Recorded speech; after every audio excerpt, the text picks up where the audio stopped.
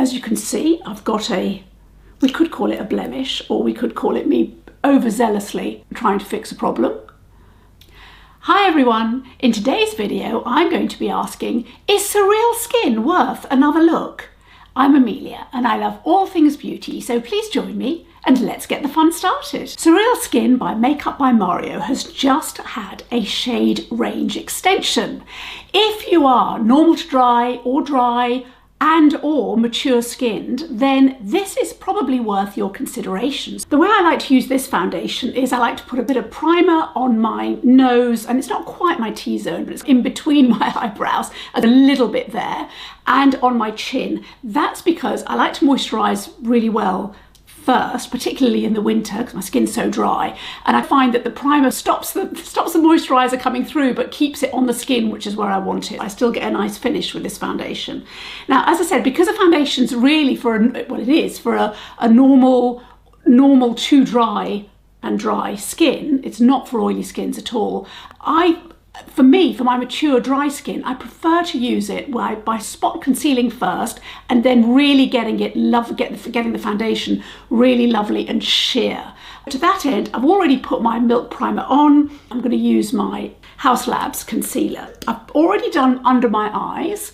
As you can see, I've got we could call it a blemish, or we could call it me overzealously trying to fix a problem. But let's just try and cover this a little bit. I'm not expecting the foundation to fully cover this because, as I said, it is my fault. But let's see what we can do with it. Once that's done, and this notwithstanding, then what I do is take the foundation. I'm in 14 Olive. This, obviously, because it's not a neutral shade, is not one of the new shades. However, I was hopeful that Mario would bring out a 14N. Not that there's anything wrong with this shade, but I thought maybe it's going to be even better and it would be worth trying. I'm just giving it a little shake because you are meant to shake the foundation. I'm not always very good at remembering. This is what it's like. It's not got the viscosity that you expect, that you get from other hydrating foundations. It's got more thickness to it. You can see it is traveling a bit. It's just a bit more slow and ponderous, I would say.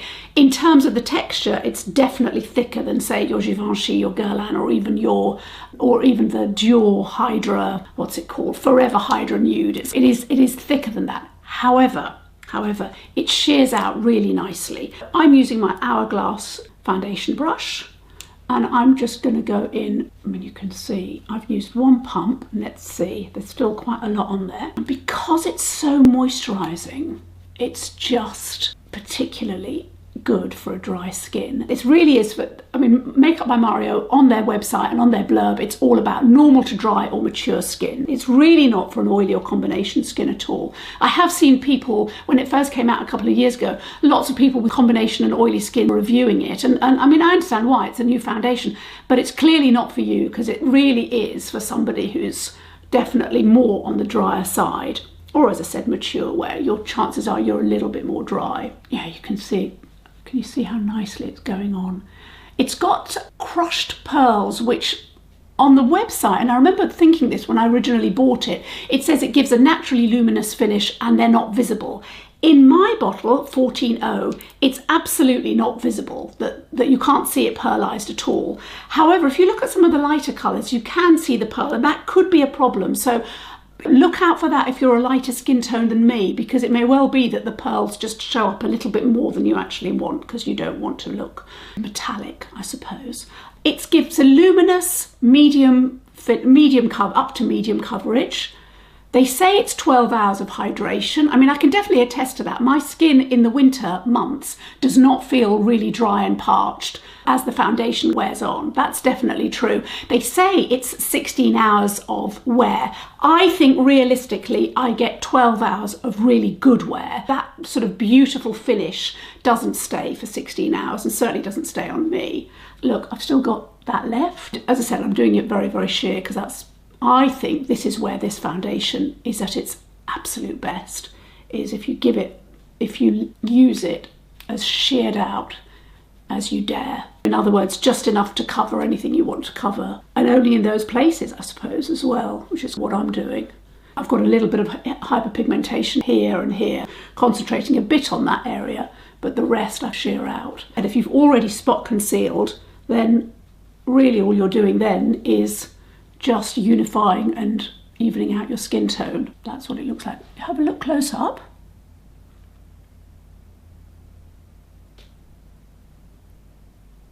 Now, they do say it's non-oxidizing. This colour for me is, it's not quite dead on. It's a good colour, and I've still, as I've said, I've still used it repeatedly. I would like it ever slightly, I'd like a little bit more neutrality to it. However, as I say, it's not stopped me using it at all. I do know that the next shade up, the 15s, they're just too warm. They're just that little bit too dark.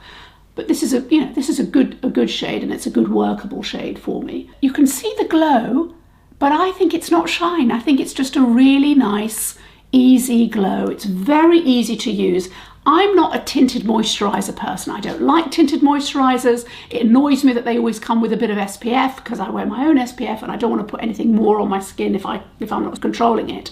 But I would say I use this more as my next step up from a tinted moisturiser equivalent, just because you can really sheer it out. I have to say, I just really like it. And the hydrating finish is undeniable. You definitely feel hydrated. I've heard some people say, oh, they didn't like the tackiness. I don't see it as tacky. I see it as a lovely hydrating finish. It's not a matte finish, but it doesn't purport to be a matte finish. And if you want that finish, it's either not the foundation for you, or you put a bit of powder on. I'm going to put a bit of my Hourglass on just to show you. I do appreciate that the thing about the Hourglass is that it's not like a full-on powder, because it is much more of a luminous powder. Let me get my right brush rather than busk it. This is my BK Beauty 114. It's actually a concealer brush, and it's very good for applying concealer on one side and then powder on top of your concealer. However, it's also useful as a little brush just around these areas. That's what I use it for. I'm just patting it on. This shade is Dim Light, by the way. And that's the finish. I mean, I think it's a really lovely finish. It's particularly good for a mature skin because it's not makeup-y, but it's finished and polished. I do like it. I'm going to put some blusher on just to show you how it performs when you put that. I'll put some bronzer on first. This is the 04, what is it? I can never remember. I also, not only can I not remember, I also can't see, but it's 4 Warm. Yeah, you see, it doesn't go patchy. I haven't needed to powder my cheeks to get the bronzer to do its thing. It's just a very nice foundation. And as I said, the enhancing pearls, I can't comment in that I can't see them, but I'm definitely getting that luminosity, which I like. I mean, I would say, in all honesty, the thing that it reminds me of the most, and I say this with a slight caveat, is the Charlotte Tilbury Beautiful Skin Foundation, which I've had a mix of. I've enjoyed wearing it. I do find that one a bit trickier to work with. It's not got the same slip for me as this foundation has. I can't get it quite as sheer as this one.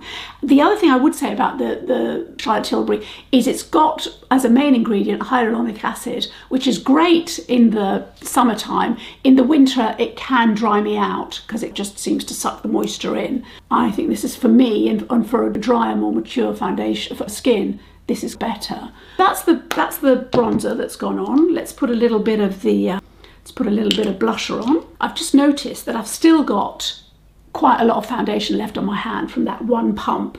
I just wanted to show you that. You can see it's really, I've probably used half a pump, maybe a third of a pump.